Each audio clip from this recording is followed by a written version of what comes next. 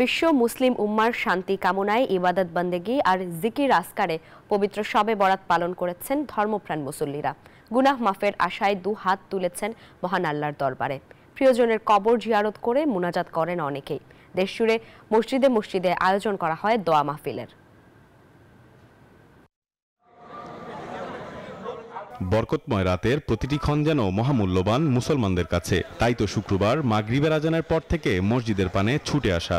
শাবান মাসের 14 তারিখ দিবাগত রাতটি মুসলমানদের কাছে অত্যন্ত পবিত্র ও মহিমান্বিত, কারণ এদিন আল্লাহ তাআলা তার বান্দাদের জন্য খুলে দেন রহমতের দুয়ার। তাই রাতভর মসজিদে মসজিদে একাগ্রচিত্রে স্রষ্টার ইবাদতে ব্যস্ত থাকেন ধর্মপ্রাণ মুসলমানরা। নফল নামাজ, জিকির আজগরে আর কোরআন তেলাওয়াতে চলে মহান আল্লাহর নৈকট্য লাভের আশায়। হাদিসে আছে, হিংসুক আর মুশরিক ছাড়া এই রাতে সকলকে মাফ করে দেন মহান আল্লাহ তাআলা। ইবাদতের সঙ্গে সঙ্গে চাওয়ার সাথে সাথে বাবা মার কথাটা চাই, দাদা দাদির কথাগুলো ওরাদেরকে চাই যে ওনারা অবশ্যই যেন ভালো এবং সুন্দরভাবে জান্নাত পাক। সবাই যেন আমরা ভালোভাবে বসবাস করতে পারি, দ্রব্যমূল্য নিয়ন্ত্রণ থাকতে পারে, এই প্রত্যাশা মহান রব্বুল আলামিনের কাছে। বিশ্বের সকল মুসলমান যেন ভালো থাকে, এদেশের বর্তমান পরিস্থিতি থেকে যেন আমরা দ্রুত উত্তরণ হতে পারি, সারা দুনিয়ার সমস্ত মুসলমানের মধ্যে থেকে যেন হিংসা বিদ্বেষ দূর হয়ে যায়।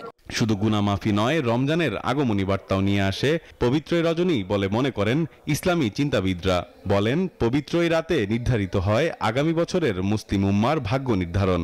এই দিনকে যেন উৎসবে পরিণত না করে আল্লাহর দরবারে ফরিয়াদে মনোযোগ দেয় মুসলমানরা।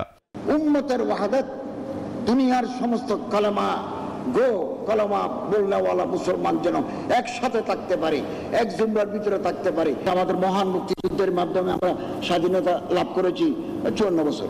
যতটুকু আমাদের অগ্রসর হওয়ার কথা ছিল আমরা ততটুকু পারি নাই।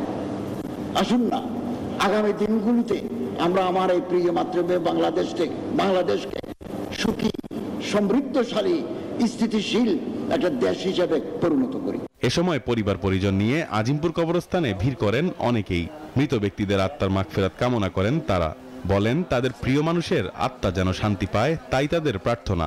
আমার দাদা দাদি এখানে কবর, নামাজ পড়লাম, নামাজ পড়ার সাথে মনে একটু কবর জিয়ারত করলাম, তাদের জন্য একটু দোয়া করলাম। এই পবিত্র রাতের উসিলায় আল্লাহ পাক তাদের জিন্দেগির সমস্ত গুনাহ মাফ করে কবরের আযাবকে যেন মাফ করে দেয়।